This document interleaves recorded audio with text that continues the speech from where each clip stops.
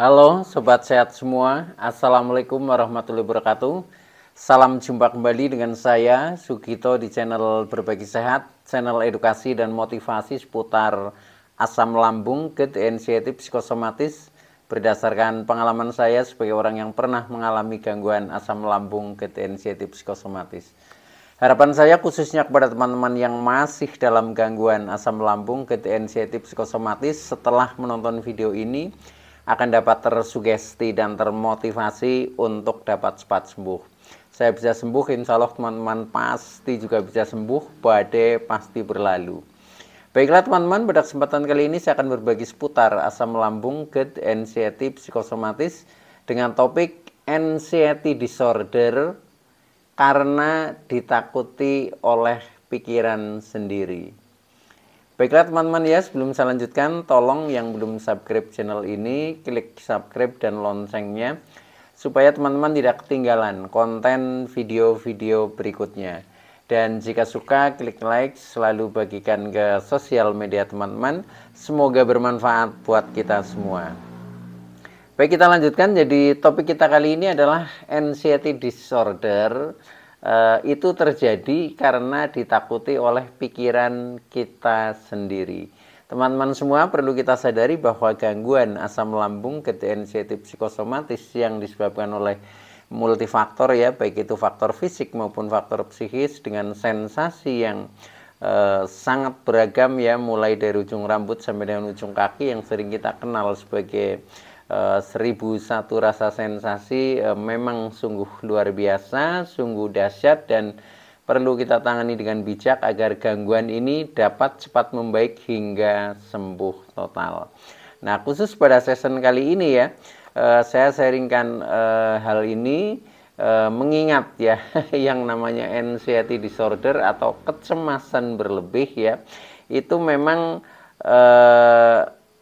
agak susah untuk menghilangnya ya. Nah, maka dari itu memang ini butuh perjuangan ya, butuh latihan, butuh pembiasaan ya, tetapi semuanya itu ketika teman-teman itu rajin mempraktekkan itu pasti akan berlalu juga ya. Jadi intinya memang kita harus semangat terus untuk berikhtiar ya, bagaimana caranya kita menerapkan tip-tip ya yang kira-kira itu menguntungkan, yaitu bisa dipraktekkan. Nah, saya kira hanya dengan itu ya, hanya dengan cara itu, nah, akhirnya kita menjadi terlepas dari gangguan khususnya anxiety disordernya ya.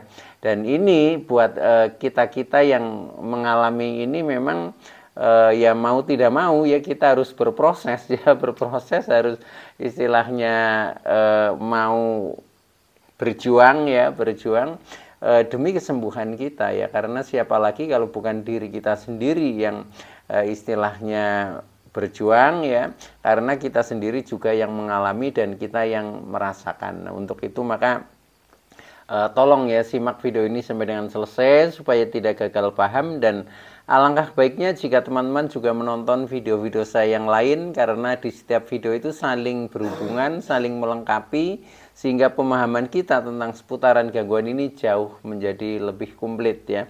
Nah, dengan komplitnya referensi yang kita pahami, maka akan mempermudah kita untuk berikhtiar secara holistik keluar dari jeratan gangguan asam lambung, GERD, anxiety, psikosomatik hingga membaik bahkan sembuh total. Nah, baik teman-teman ya, langsung pada pokok permasalahan kita, yaitu bahwa anxiety disorder atau kecemasan berlebih itu memang terjadi ya, itu karena kita ditakuti oleh pikiran kita sendiri. Sebenarnya itu ya, tetapi kadang kita sendiri yang mengalami saja itu kadang tidak paham hal itu, sehingga akhirnya kita muter-muter ya, yang ujung-ujungnya sensasi-sensasi anxiety disorder itu semakin melekat bahkan semakin memuncak ya. Contohnya kita selalu atau sering merasakan lemes ya, merasakan tidak bertenaga, kadang gemeteran ini yang sensasi fisik ya, kadang mata buram, ini adalah bagian dari sensasi kecemasan kita ya, itu seperti itu. Bahkan dada berdebar-debar ya seperti itu ya. Kemudian tidak hanya itu ya, kadang kita menjadi mules ya atau apa ya, bahkan diare itu kadang juga karena ketika kita merasa cemas yang berlebih atau anxiety disorder itu ya.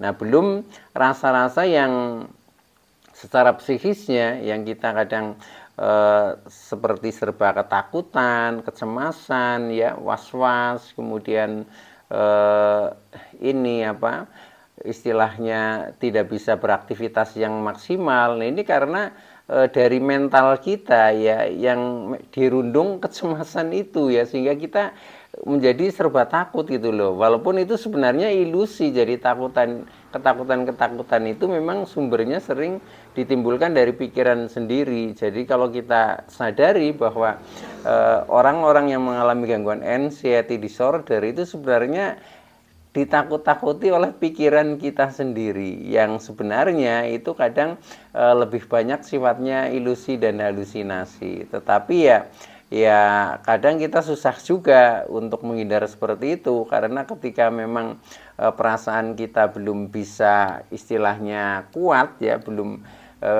bisa menerima secara rasio maupun secara rasa. Nah, kadang kita masih mengalir di dalam rasa-rasa seperti itu. Seperti yang saya alami dulu itu juga seperti itu ya. Tetapi setelah kita paham, kadang kita itu ya tertawa sendiri. Oh, ternyata hanya seperti itu gitu loh. Tetapi ketika kita belum memahami dan kita istilahnya mental kita masih lemah ya, pikiran kita masih negatif, nah itu memang kita tidak berdaya, itulah ya. Jadi karakter daripada anxiety disorder itu memang seperti itu teman-teman ya. Nah, maka dari itu saya ingin sharingkan ya hal-hal yang perlu kita istilahnya pertimbangkan ya, agar kita memang bisa terlepas dari gangguan ini ya, khususnya mengenai anxiety disordernya ya. Tetapi saya yakin pasti teman-teman juga itu bisa ya. Cuma hanya permasalahannya proses saja. Ada yang prosesnya cepat, ada yang lambat. Itu juga tergantung daripada semangat kita ya, tergantung daripada mental kita. Ketika memang kita istilahnya berjuang keras, yaitu pasti akan cepat membaik. Itu seperti itu teman-teman ya, karena semuanya ini butuh latihan ya, butuh pembiasaan yang akhirnya dengan sendirinya itu nanti akan tumbuh ya, yang akhirnya tahu-tahu ternyata kecemasannya sudah normal kembali ya, sehingga ada sensasi pun ya, kita tidak membuat kita cemas, kita ingat trauma juga tidak membuat kita cemas ya, kita ingat istilahnya hal-hal yang sifatnya negatif ya, contohnya berita-berita negatif juga sudah tidak ngaruh lah. Itu ciri-cirinya ketika anxiety sudah sembuh teman-teman. Nah itu. Nah, yang perlu kita istilahnya perhatikan, yang pertama itu adalah dari sebabnya ya. Jadi sebabnya memang kenapa kita menjadi mengalami anxiety disorder atau kecemasan berlebih itu, yang pertama karena pikiran itu masih selalu ya fokus dengan sensasi ya. Yang namanya orang sedang mengalami gangguan ini, gangguan asam lambung, anxiety psikosomatis itu selalu muncul sensasi ya. Sensasi itu ya baik fisik maupun psikis. Contohnya yang kadang kita masih keliengan, masih sering pusing-pusing ya, kadang pandangan mata buram, telinga berdenging ya, belum lagi yang di seputar dada sering berdetak kencang ya, nafas pendek ya, nyeri dan lain sebagainya, sampai dengan ketika kita jalan saja masih oleng, sempoyongan. Itu sebenarnya ini bagian daripada anxiety. Ketika kita cemas itu kan tidak percaya diri. Nah, sehingga untuk jalan saja itu kacau, itu seperti itu ya. Nah, itu sensasi-sensasi yang karena kita kadang fokus dengan sensasi itu. Nah, sifat daripada sensasi semakin kita perhatikan ya, itu semakin menjadi, itu seperti itu ya. Maka dari itu nanti ada tip-tipnya bagaimana kita untuk mensikapi sensasi ya, itu seperti itu. Nah, itu yang pertama ya. Jadi karena kita terutama pikiran kita atau mental kita itu fokus dengan sensasi. Sebaiknya kita sebaliknya ya, sensasi itu nggak perlu kita hiraukan, itu seperti itu. Kemudian yang kedua ya, kenapa anxiety disorder itu juga menjadi sering muncul ya, karena pikiran itu sifatnya mengembara, teman-teman ya. Nah, ketika pikiran itu mengembara contohnya ke masa lalu, kita ingat trauma-trauma ya, ingat hal-hal yang menyedihkan, hal-hal yang membuat kita merasa resah, galau, gelisah ya, tertekan dan seterusnya. Nah, ketika ingat seperti itu ya, nah otomatis akan direspon oleh tubuh kita. Contohnya yaitu kita menjadi merasa tidak ada keseimbangan di dalam tubuh, contohnya menjadi sempoyongan ya, kemudian kadang juga perut menjadi kembung, menjadi begah, itu seperti itu teman-teman ya. Jadi banyak hal lah itu seperti itu, termasuk kita menjadi tidak percaya diri ya, percaya diri, kemudian takut bepergian, takut bertemu dengan banyak orang, takut di keramaian, takut dengan berita-berita buruk ya, contohnya ketika mendengar berita kematian ya, itu biasanya langsung lemes ya, itu seperti itu ya. Nah, itu ketika anxiety disorder itu memang masih cukup kuat lah, itu seperti itu ya.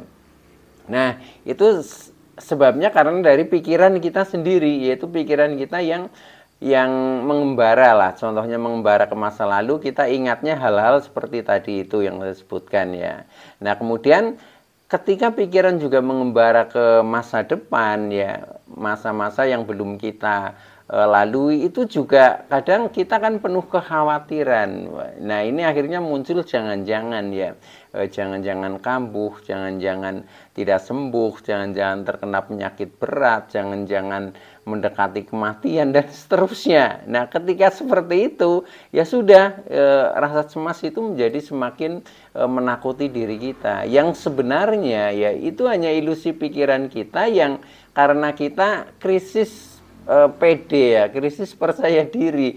Nah, akhirnya yang muncul seperti itu, munculnya seperti itu. Nah, ketika muncul seperti itu, nah tubuh ini nggak peduli, jadi pokoknya apa yang sedang kita pikirkan ya itu akan direspon.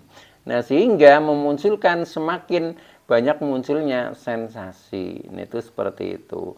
Nah, maka ketika kita sudah memahami seperti itu, yang terpenting ini adalah bagaimana solusinya ya, ketika terutama kecemasan itu masih sering muncul ya. Bahkan kecemasan itu sering munculnya tiba-tiba ya, tiba-tiba tanpa kompromi ya. Contohnya kita sedang beraktivitas, di tengah aktivitas kadang muncul ya, kita sedang bepergian, kadang di jalan itu juga muncul ya, kita sedang sendirian juga kadang muncul ketakutan, jangan-jangan nanti kambuh, kemudian gak ada yang menolong dan seterusnya, itu juga kadang muncul seperti itu. Kita sedang di keramaian juga muncul ya, munculnya yaitu jangan-jangan nanti kambuh. Nah, kemudian orang lain tidak peduli atau kita malu dengan orang lain dan seterusnya ya, pokoknya bermacam-macam hal lah itu, seperti itu. Nah, maka dari itu yang terpenting ini adalah solusinya. Nah, solusinya bagaimana caranya supaya anxiety disorder itu atau kecemasan berlebih itu menjadi semakin berkurang dan akhirnya menghilang. Cuma ini memang sifatnya bertahap ya, bertahap. Jadi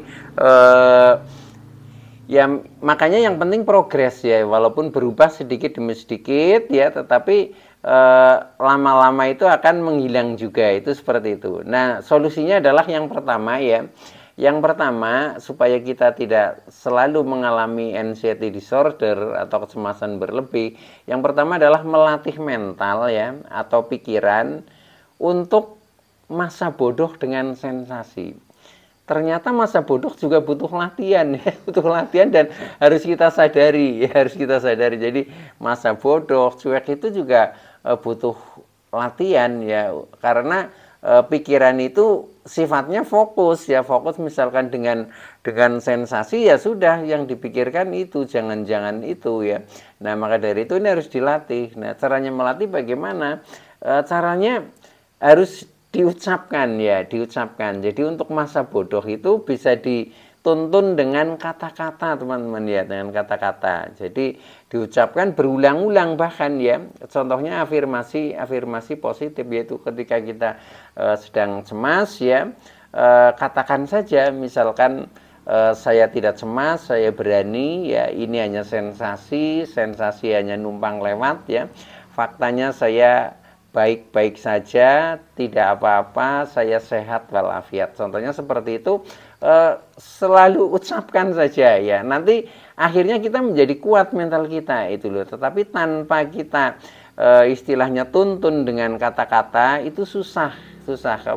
Kalau kita hanya berniat tetapi hanya di dalam angan-angan itu susah. Jadi caranya memang harus dikomunikasikan. Karena ini untuk menggiring pikiran supaya menjadi positif, sebenarnya seperti itu ya.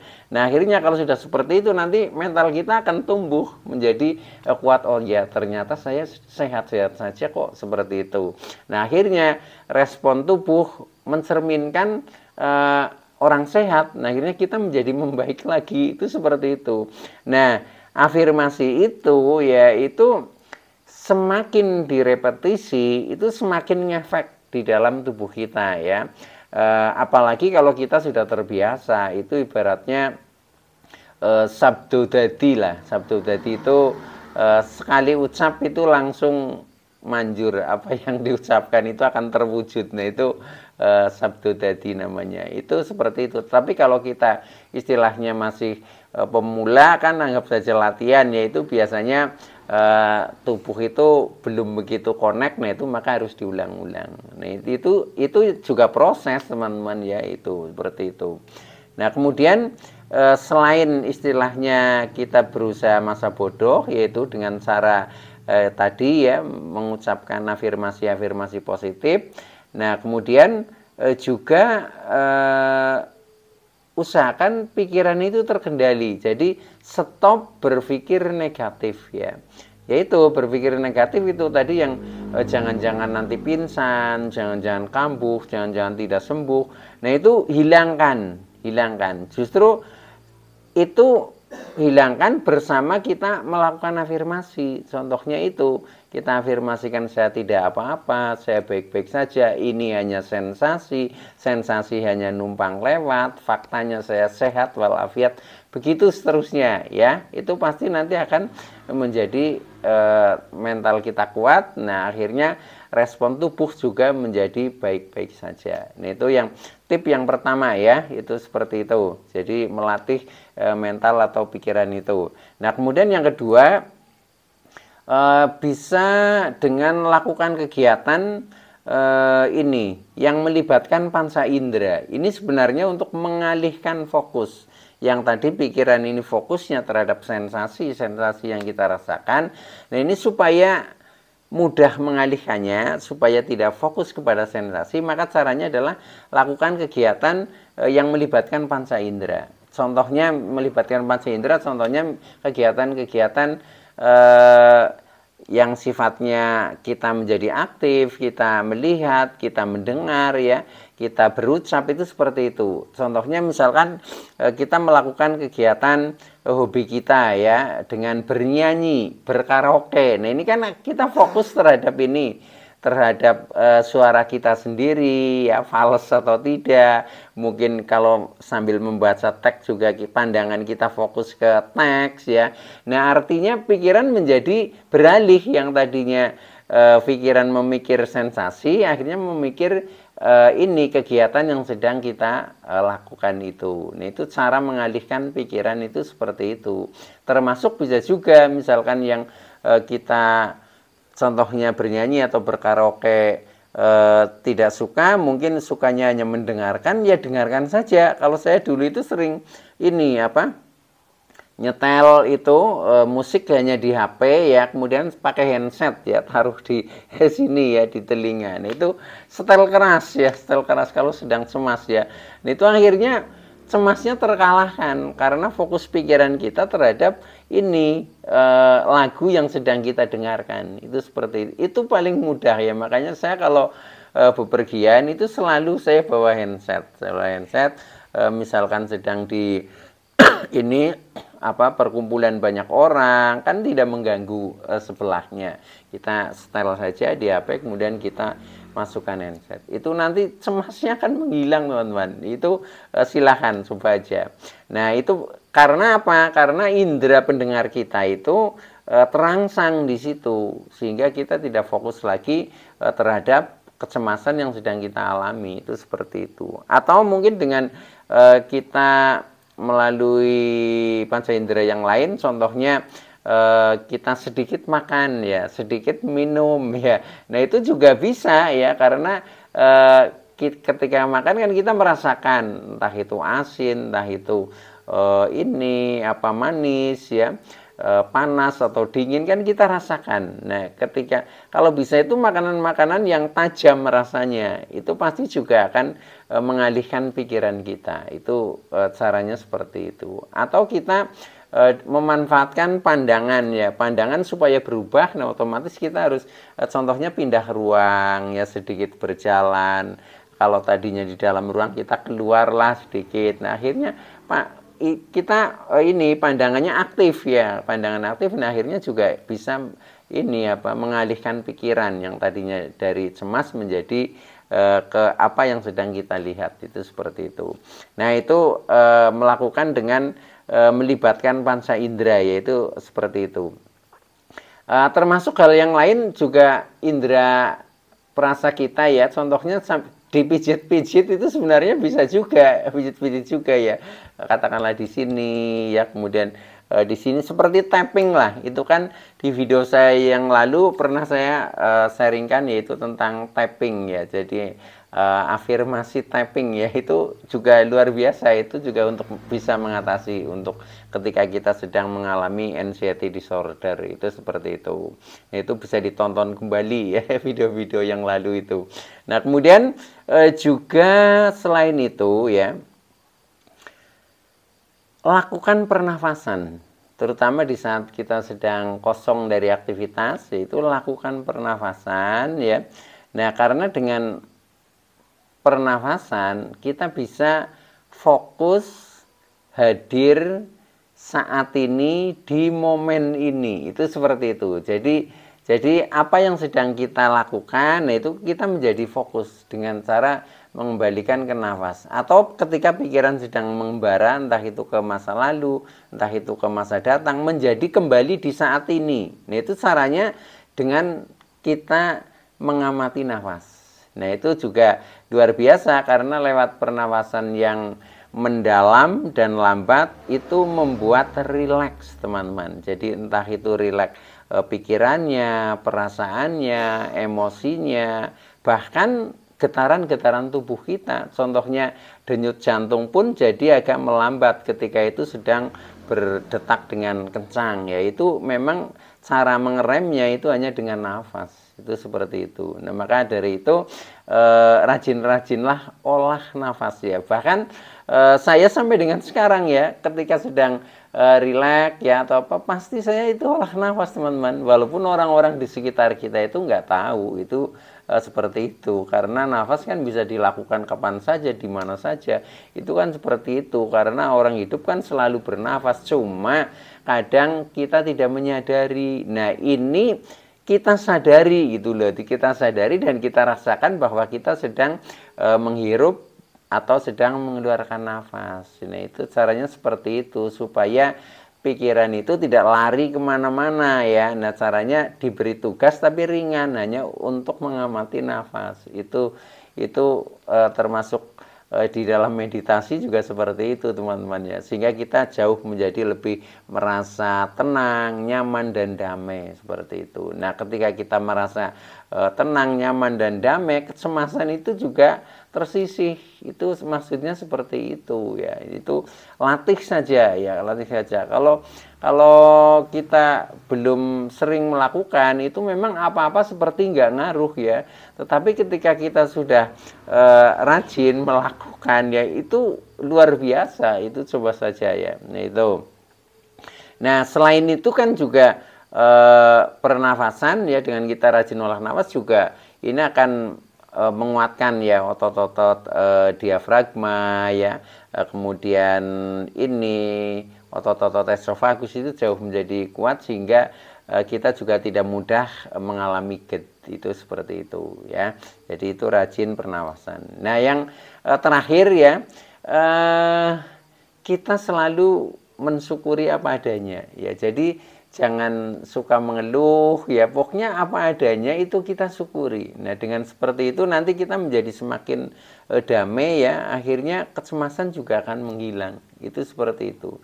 Jadi rahasianya sebenarnya hal-hal biasa, hal-hal yang sudah kita lakukan, cuma ditambah dengan apa yang sedang kita rasakan, apa yang sedang kita pikirkan. Nah itu disadari, hanya kuncinya seperti itu ya. Kalau kita sudah memahami tentang itu dan kita selalu berusaha menghadirkan kesadaran di dalam diri kita, itu pasti semuanya akan baik-baik saja. Insya Allah anxiety disorder akan menghilang dan akhirnya kecemasan menjadi normal kembali, atau kita menjadi sembuh dari gangguan kecemasan. Baik teman-teman ya, itu dulu yang bisa saya sampaikan, kurang lebihnya mohon maaf. Terima kasih atas like, subscribe, serta komennya. Saya Sugito dari channel Berbagi Sehat. Saya bisa sembuh, insya Allah teman-teman pasti juga bisa sembuh, badai pasti berlalu. Baiklah teman-teman ya, itu dulu, sekian. Wassalamualaikum warahmatullahi wabarakatuh.